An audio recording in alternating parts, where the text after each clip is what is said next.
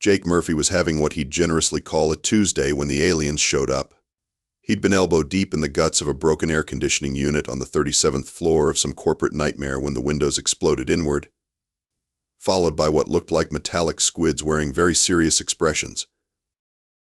"Greetings, human designation Jake Murphy," announced the largest squid thing, its voice booming through some kind of translator that made it sound like a GPS with delusions of grandeur. "I am Captain Thektar of the Vorthan Imperial Strike Force. You will accompany us immediately." Jake wiped his hands on his coveralls and squinted at the floating metal tentacles. "Look, if this is about the Henderson account, I already told them the warranty doesn't cover alien damage." The captain's eye stalks twitched in what Jake assumed was confusion. Behind Thektar, two smaller aliens were struggling with what appeared to be a high-tech net launcher that kept tangling itself into knots. The third alien, who looked like he'd been put together by someone who'd only heard hammers described in a fever dream, was currently stuck in the air vent. "You are a strategic asset of the human military complex," Thektar continued, consulting a holographic clipboard that flickered ominously. "Our intelligence indicates you possess vital information regarding Earth's defensive capabilities." Jake glanced at his toolbox, then back at the aliens. "You guys sure you got the right Jake Murphy? Because I'm pretty sure the only vital information I have is that this building's HVAC system was installed by drunk raccoons." The hammer alien finally extracted himself from the vent with a crash that sent ceiling tiles raining down. "Commander, the human displays unexpected psychological resilience to intimidation protocols." "Intimidation?" Jake raised an eyebrow.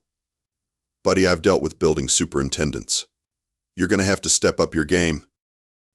Thektar's tentacles began glowing an angry purple. "Enough. Seize the asset." What followed could generously be called a kidnapping if you squinted and ignored the part where two of the aliens got tangled in their own restraint cables. One accidentally stunned himself with his own weapon, and Jake had to help untangle them because, honestly, watching sentient beings suffer made him uncomfortable regardless of species. "There we go," Jake said, helping the net launcher alien to his feet. "You might want to oil those joints. Sounds like you've got some serious mechanical issues." "The human is helpful," the alien said uncertainly. "Basic maintenance, really. If you don't take care of your equipment, it'll break down when you need it most." Jake gathered his tools as the aliens finally managed to coordinate their abduction attempt. "So where are we headed? Please tell me you guys have better air conditioning than this place." As they dragged him toward their ship, which hung outside the window like a chrome suppository with delusions of aerodynamics, but Jake couldn't help but notice the various panels that were flickering, the scorch marks around the engines, and what appeared to be duct tape holding one of the weapon arrays together. "Nice ship," he said as they hauled him through an airlock that wheezed alarmingly. "Very rustic. How long have you had her?" "The Decimator's Wrath is a state-of-the-art battlecruiser," Thektar said proudly, gesturing at a control panel that was currently displaying what Jake was pretty sure was an error message in 17 different alien languages. "Right. And that flashing red light means everything's working perfectly?" Thektar's eye stalk swiveled to look at the panel, then back to Jake. "That is a tactical indicator." "Uh-huh." Jake watched as one of the alien crew members smacked the panel with what looked like a space-age wrench. The flashing stopped, then immediately resumed at twice the frequency. "You know, I might be able to take a look at that if you want." Silence. Thektar boomed, though Jake noticed he kept glancing nervously at the increasingly frantic blinking. "You are our prisoner. Your expertise will be extracted through advanced interrogation techniques." Cool. Just saying, that sounds like a coolant circulation problem. Probably a clogged filter. Super easy fix. Jake settled into what he assumed was a prisoner transport seat, though it felt more like a dentist's chair designed by someone who'd never seen teeth. "Also, is it just me? Or does your life support system sound like it's gargling marbles?" The aliens exchanged glances that somehow managed to convey both supreme confidence in their mission and growing concern about their ship's mechanical integrity. As the Decimator's Wrath lurched into hyperspace with all the grace of a drunk rhinoceros, Jake couldn't help but smile. This was going to be interesting. The interrogation chamber looked like someone had asked a committee of sadists to design a spa, then given them unlimited budget and no sense of aesthetics. Crystalline formations jutted from the walls at angles that hurt to look at, pulsing with light that seemed specifically calibrated to give humans migraines. Behold. Thektar gestured dramatically at a chair that appeared to be made entirely of uncomfortable angles. The neural extraction throne. No human mind can resist its power. Jake examined the chair with the professional interest of someone who'd spent years figuring out why things didn't work. Looks like you've got a loose coupling on the main neural interface. See how it's wobbling? That's going to give you inconsistent readings at best. It does not wobble. Thektar snapped, then immediately had to catch the chair as it listed to one side. It is aerodynamically designed for optimal psychological pressure. Right. Jake settled into the chair, which immediately began humming ominously while displaying what looked like a Windows error message in alien script. So how does this thing work? Electrodes? Psychic probes? Please tell me you're not one of those civilizations that still uses physical torture, because that's just embarrassing in this day and age. The hammer alien, who'd introduced himself as Lieutenant Crack-2, consulted a manual the size of a phone book. According to protocol, we activate the mind-render protocols and extract all strategic military knowledge. Strategic military knowledge, Jake repeated slowly. Like what? Location of human military installations, defensive capabilities, the secrets of your terrifying human endurance. Thektar's tentacles writhed with excitement. Our scouts report humans can survive on nothing but a liquid called coffee for days. Well, that's not wrong. Jake watched as Crack-2 tried to activate the mind-reading device by hitting it with progressively larger wrenches. Though technically it's more about the caffeine addiction than actual nutritional requirements. The third alien, a creature that looked like a worried accountant crossed with a praying mantis, cleared his throat equivalent. Commander, the mind-render is displaying error code Zeta null void again. What does that mean? Thektar demanded. It means turn it off and turn it back on again, Jake suggested helpfully. Classic troubleshooting. Works about 60% of the time, every time. Accounting Mantis, whose name was apparently Sub-Commander Vexael, looked grateful. The human suggests percussive maintenance protocols. I suggest checking your power coupling first, Jake said as they began the time-honored tradition of hitting sophisticated technology with blunt objects. Also, your atmospheric recycling system is making that marbles in a blender sound again. Might want to look into that. 20 minutes later, the aliens had successfully broken their interrogation device, filled the room with smoke that smelled like burnt electronics and existential dread, and somehow managed to activate what appeared to be a holographic disco ball. This is highly irregular, Vexel muttered, consulting a different manual. Prisoners are supposed to break under the psychological pressure of the neural extraction throne, not offer technical support. Look, I'm not trying to be difficult, Jake said, watching Crack-2's attempt to turn off the disco ball by reasoning with it. But you guys clearly need an AT department. When's the last time you ran a full system diagnostic? We are the supreme military force of the Vorthan Empire. Thektar shouted, his tentacles now a deep purple with frustration. We do not require technical assistance from primitive humans. Primitive?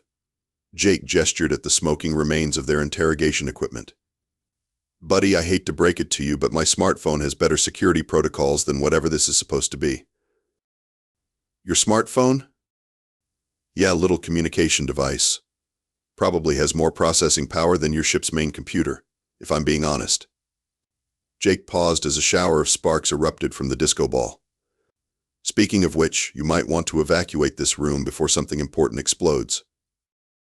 As if summoned by his words, an alarm began blaring throughout the ship, accompanied by what sounded like an automated voice having a nervous breakdown in multiple alien languages. What is happening? Thektar demanded, spinning toward his subordinates. The interrogation chamber's power feedback has cascaded into the main electrical grid, Vexel reported, his mandibles clicking rapidly. Also, the artificial gravity in Sector 7 appears to be functioning in reverse. How is that possible? Jake cleared his throat. Well, if I had to guess, your neural extractor was probably drawing power directly from the main bus without proper isolation. When it overloaded, it sent a feedback surge through the entire system. Classic electrical engineering mistake, really? The aliens stared at him in silence, broken only by the sound of something expensive exploding in the distance. So Jake continued cheerfully, should we maybe move this interrogation somewhere that's not actively catching fire? The ship's mess hall looked like a cafeteria designed by beings who'd heard food described but never actually seen any. Jake sat at what he assumed was a table, though it might have been a contemporary art installation, while the aliens attempted to regroup from their interrogation disaster. Perhaps, Vexile suggested nervously, we should contact High Command for guidance on human extraction protocols. Absolutely not. Thektar's tentacles writhed indignantly. We are elite operatives. We do not require assistance with a single primitive human. Jake raised his hand. Question. If I'm so primitive, how come I'm the only one who knows how to fix your coffee machine? He gestured toward the corner where a device roughly the size of a refrigerator was producing what could charitably be called coffee if you'd never encountered the actual beverage. The aliens had been staring at it with the desperate longing of beings who'd evolved beyond the need for caffeine but still remembered what happiness felt like. The nutritional beverage synthesizer is functioning within acceptable parameters, Kraktu said defensively. It's producing brown water that smells like regret, Jake countered. Look, I'm not saying I can fix it, but I did used to maintain the coffee machines at NASA before I switched to HVAC work. The aliens exchanged glances.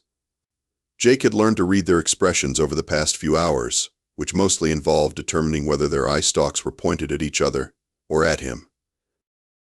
You worked for the National Aeronautics and Space Administration? Vexel asked, suddenly interested. Maintenance division. Yeah, nothing classified, just keeping the coffee flowing and the air conditioning running. You'd be amazed how cranky rocket scientists get when their caffeine supply gets interrupted. Jake stood up and approached the beverage synthesizer. Mind if I take a look? As a gesture of goodwill between species and all that. Thektar considered this. Very well, but you will be monitored at all times. Wouldn't dream of trying anything sneaky, Jake said, popping open the machine's access panel. Wow, this is actually pretty sophisticated. Molecular reassembly, quantum flavor enhancement, though you've got a serious blockage in your primary brewing matrix. He began pulling out components, laying them carefully on the table while keeping up a steady stream of commentary. See, your problem is mineral buildup in the extraction chambers. Happens all the time with high-usage systems. You're probably getting bitter, under-extracted beverages with a metallic aftertaste, right? How did you know that? Cracked Toast demanded. Because maintenance is maintenance, whether you're dealing with Earth tech or alien tech. The principles are the same. Jake held up a crystalline component that was clouded with some kind of residue. This should be crystal clear. See all this buildup? That's your problem right there. As he worked, Jake asked casual questions about the ship's other systems. Where were the main power conduits? How did their artificial gravity work? What kind of redundancies did they have for life support? The aliens, fascinated by watching their beverage synthesizer actually function properly for the first time in months, answered without thinking. Your hyperspace navigation is interesting, Jake said, cleaning another component. Quantum entanglement based, right? Must be tricky keeping the entangled particles stable during acceleration. Indeed, Vexile said, apparently thrilled to find someone who appreciated their technology. The quantum coherence matrix requires constant recalibration to prevent cascade failures. Makes sense. Probably why you've got all those redundant processors in the navigation bay.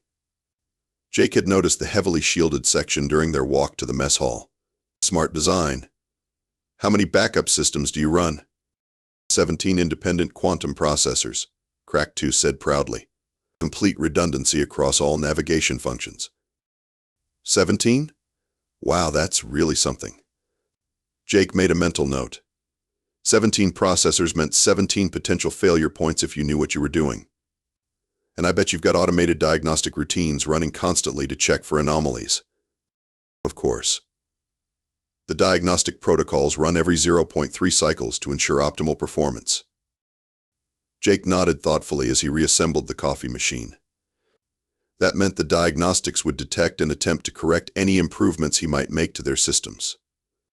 Unless, of course, those improvements were implemented during the diagnostic cycles themselves. There we go, he said, stepping back as the machine hummed to life with a sound that was actually pleasant instead of tortured. Give it a try. Thektar approached cautiously and activated the synthesizer. What emerged was actually recognizable as coffee, complete with an aroma that made all three aliens sigh with what Jake assumed was happiness.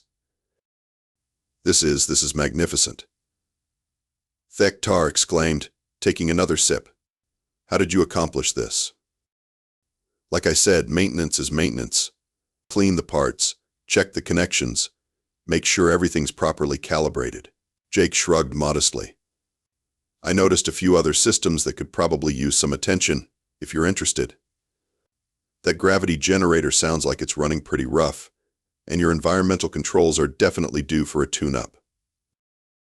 The aliens looked at each other, then at their perfectly functioning coffee machine, then at Jake. Very well, Thektar said finally. But you will be escorted at all times, and any attempt at sabotage will be met with immediate vaporization. Wouldn't dream of it, Jake said, already mentally cataloging every system weakness he'd observed. I'm just here to help. 3 hours later, the Decimator's Wrath was experiencing what Vexal diplomatically termed cascading technical anomalies, though Jake preferred to think of it as aggressive preventive maintenance. It started small. The gravity in the weapons bay began fluctuating randomly, causing the crew to float helplessly while their ammunition drifted around like very dangerous confetti. Jake had simply suggested recalibrating the gravitometric field generators for optimal efficiency, which apparently meant turning the weapons deck into a zero-gravity funhouse. This is highly irregular, Thektar announced, clinging to a wall-mounted control panel while pulse rifles floated past his head. Gravitational fields do not simply invert themselves. Weird, Jake said, checking his work on a nearby console. Maybe there's some kind of quantum interference. These older ships can be pretty temperamental. Older ships? Kraktos demanded, currently stuck to the ceiling. The Decimator's Wrath is barely 50 cycles old. 50 cycles? Wow, that's like actually I have no idea how long that is in human years, but it sounds like a lot. Jake moved to the next system on his mental list. Hey, while we're here, mind if I check your communication array? I noticed some signal degradation earlier. The communication array, as it turned out, was located in a central hub that connected to every system on the ship. Jake approached it with the reverence of an artist standing before a blank canvas. If the canvas was filled with alien technology and the artist was planning to turn it into a very expensive practical joke. The comm system interfaces with everything, Vexal explained, floating helplessly nearby. Internal communications, external transmissions, translator protocols, even the ship's warning systems. Comprehensive design, Jake nodded approvingly, opening an access panel. Very efficient. Let me just optimize the signal processing algorithms here. What Jake actually did was introduce a small recursive loop into the translation software, one that would gradually shift all communications into increasingly ridiculous patterns. He also made some creative adjustments to the warning system protocols in the ship's internal announcement network. The results were immediate and spectacular. Attention, crew. The ship's computer announced in a voice that now sounded like a game show host. The gravity in Sector 7 is now operating in reverse. Please enjoy this exciting opportunity to experience alternative spatial orientations. What is happening to our computer? Thektar demanded, still stuck to the ceiling. The translation system chose that moment to implement Jake's modifications. What is happening to our computer?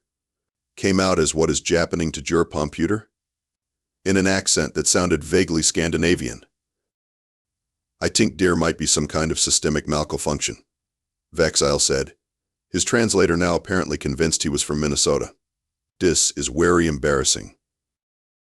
Jake bit his lip to keep from laughing as he moved to the next console. Don't worry, I'm sure it's just a temporary glitch. These things usually work themselves out.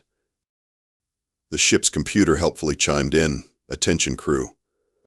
The nutritional synthesizer in Deck 4 is now producing what appears to be liquid nitrogen.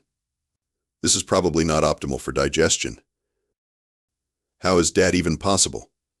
Kraktos wailed, now speaking with what sounded like a thick German accent.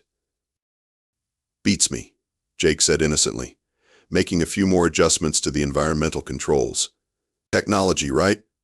So unpredictable. By the time he'd optimized the ship's navigation system, the Decimator's wrath was convinced it was a food delivery vessel for a restaurant chain that existed only in Jake's imagination. The autopilot kept trying to take them to the Andromeda Galaxy to deliver something called Supreme Nachos with extra cheese. This is a disaster.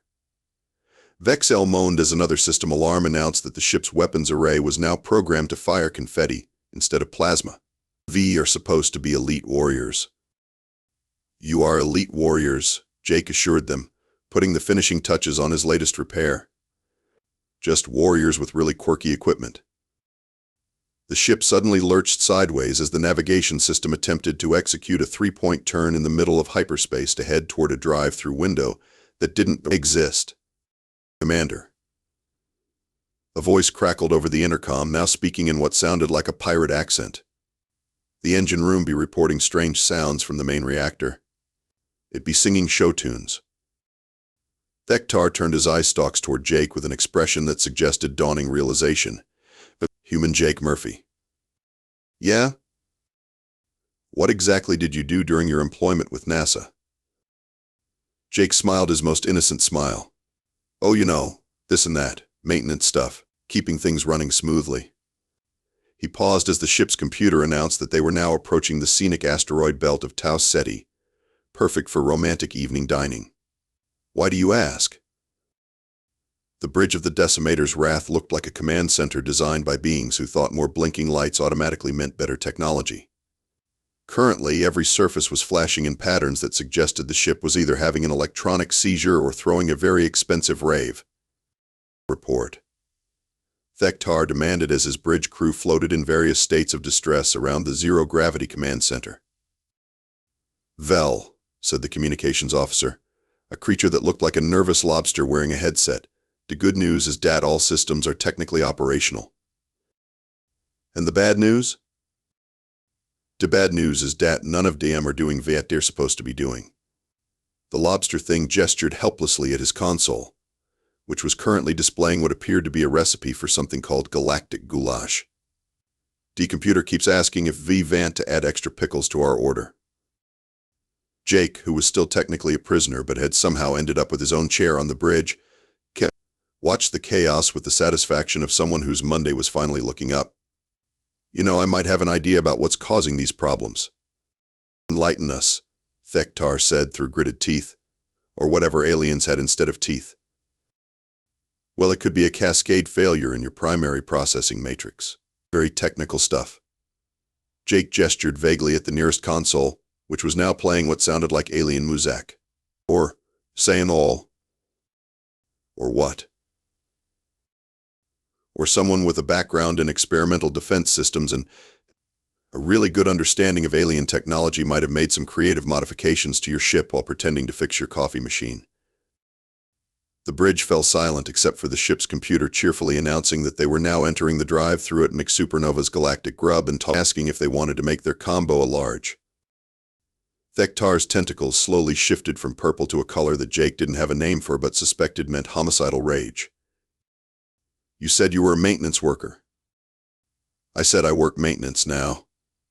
Used to work for NASA's Experimental Defense Division before I got tired of all the classified stuff and switched to fixing air conditioners. Jake shrugged. Turns out the pay's better and nobody shoots at you. Usually. Nah. Experimental Defense Division, Vexel repeated slowly. That sounds important. Oh, it was very important. We were the guys who figured out how to make human technology completely incompatible with alien systems. Kind of a just-in-case thing, you know? In case anyone ever tried to invade Earth. Jake paused thoughtfully. Which, now that I think about it, is exactly what you guys are planning to do. Cracked Toss, who had been trying to turn off the Muzak by hitting his console with increasingly creative objects, stopped mid-swing. You mean... I mean, every repair I've made to your ship has been specifically designed to turn your advanced alien technology into the most expensive collection of malfunctioning appliances in the galaxy. Jake smiled. Oh, and I've also been mapping your entire ship's layout and broadcasting the schematics to Earth Defense Forces every time your communication array tries to order nachos. The color drained from Thektar's tentacles. That is impossible. Our communication systems are encrypted with quantum-level security protocols. Your quantum-level security protocols are now convinced they're a customer service chatbot for a pizza place, Jake informed him. They've been very helpful in confirming Earth's coordinates in your invasion timeline. Earth's military is probably mobilizing as we speak. But we are the elite strike force of the Vorthan Empire. Thektar sputtered. We have conquered dozens of worlds. Yeah, well, those worlds probably didn't have Jake Murphy. Jake stood up, stretching casually. See, the thing about humans is we're really, really good at breaking things. We've had thousands of years of practice. And when we break something on purpose, with malicious intent and extensive technical knowledge, he gestured at the chaos around them. Well, you get this. The ship's computer chose that moment to announce that their order of Supreme Nachos was ready for pickup at Window 3. And would they like to upgrade to the Cosmic Combo for just 2 credits more? This is highly embarrassing, Vexel muttered. I prefer to think of it as educational, Jake said. You learned something valuable today about underestimating your prisoners. I learned that alien technology is basically the same as human technology, just with more tentacles and a worse user interface. Thektar was now cycling through colors Jake was pretty sure weren't on any human visible spectrum. You have doomed our entire invasion fleet. Probably, yeah. Though in my defense, you guys really should have done a background check before kidnapping random humans. Jake checked his watch, which had somehow survived the interdimensional journey. Speaking of which, I'm supposed to be home in about 4 hours. My show's on tonight, and I've been following this storyline for 3 seasons. The escape pod bay looked exactly like what Jake expected from aliens who thought tentacles were the solution to every engineering problem.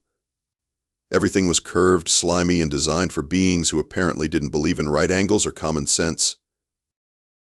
You cannot simply leave. Thektar protested, though he was having trouble blocking Jake's path while the ship's artificial gravity kept switching directions every few minutes. You are our prisoner. Technically, I'm your disaster recovery consultant, Jake corrected, examining the nearest escape pod. And my consultation is that you guys are completely screwed. The escape pod was about the size of a small car and looked like it had been designed by committee, if the committee consisted entirely of people who'd never seen a car. Jake popped the access hatch and peered inside. Interesting design. Quantum drive, life support for, 17 different species, emergency beacon. He paused, looking more closely at the control systems. You know what, this is actually pretty nice. Mind if I make a few improvements before I go? Improvements? Vex asked suspiciously. He'd learned to be wary when Jake used that word. Just some minor optimizations. Better fuel efficiency, upgraded navigation, maybe boost the communication range. Jake was already elbow deep in the pod's control systems. Won't take more than a few minutes. What Jake actually did was reprogram the pod's systems to interface with Earth's satellite networks, boost its engine output to roughly 3 times the manufacturer's specifications, and install what amounted to a mobile command center disguised as a beverage holder. Here, the ship's computer announced cheerfully. Your Supreme Nachos are ready. Please proceed to Window Tree for pickup. I really should be going, Jake said, sealing up the pod's access panels. Don't want to keep Earth's Defense Forces waiting. Earth's Defense Forces? Thektar's tentacles went rigid with alarm. Oh yeah, didn't I mention? While I was fixing your communication array, I also sent them complete technical specifications for your entire fleet. Drive signatures, weapon capabilities, shield frequencies, the works. Jake settled into the pilot's seat, which automatically adjusted to accommodate human physiology. They're probably already deploying countermeasures. Through the pod's viewport, Jake could see the rest of the Vorthan invasion fleet stretching out in formation, hundreds of ships preparing for humanity's conquest. It was actually quite impressive, if you ignored the fact that half of them were currently broadcasting requests for extra guacamole. You have betrayed our hospitality, Thektar accused. Your hospitality involved kidnapping me and trying to extract my brain, Jake pointed out, running through the pod's pre-flight checklist. Though I have to say, the coffee got a lot better after I fixed your machine. The pod's engines hummed to life with a sound that was surprisingly pleasant, like a very large cat purring. Jake had made sure the engine modifications would be undetectable until he actually tried to use them, at which point the little escape pod would become the fastest thing in local space. You cannot escape, Kraktos declared. Our tractor beams will prevent your departure. Your tractor beams are currently trying to order dessert, Jake informed him, engaging the pod's launch sequence. Something about wanting extra sprinkles. As the pod shot out of the launch bay, Jake activated the communication systems he'd secretly installed. Earth Command, this is Jake Murphy. I'm transmitting complete tactical data on the Vorthan invasion fleet. You're going to want to scramble everything you've got, but don't worry too much about their weapons. Jake Murphy? Came the response. Jake, is that you? This is General Martinez. We thought you were dead. Just taking an extended vacation with some new friends, Jake replied, watching the Vorthan fleet in his rear display. Listen, you remember that project we worked on? The one with the adaptive system viruses? The Trojan Horse Protocol? Of course, but that was theoretical. Not anymore. Every ship in their fleet is now infected with modified versions of our experimental code. They're basically flying computers that think they're food trucks. As if to prove his point, the massive Vorthan dreadnought began broadcasting an advertisement for Admiral Thektar's tentacle tacos while its main guns fired what appeared to be party streamers instead of plasma bolts.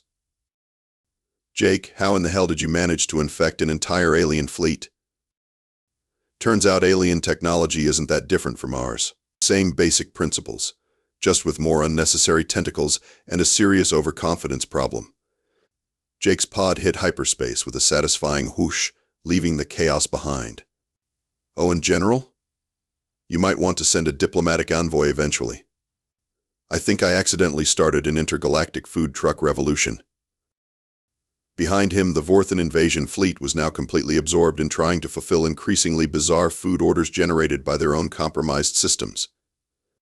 The mighty Decimator's Wrath had just announced a 2-for-1 special on quantum burritos. Jake leaned back in his seat as Earth grew larger in the viewport. He'd be home in time for his show. The invasion was thoroughly derailed, and he'd probably have some interesting stories to tell at the next NASA reunion. All in all, not a bad Tuesday.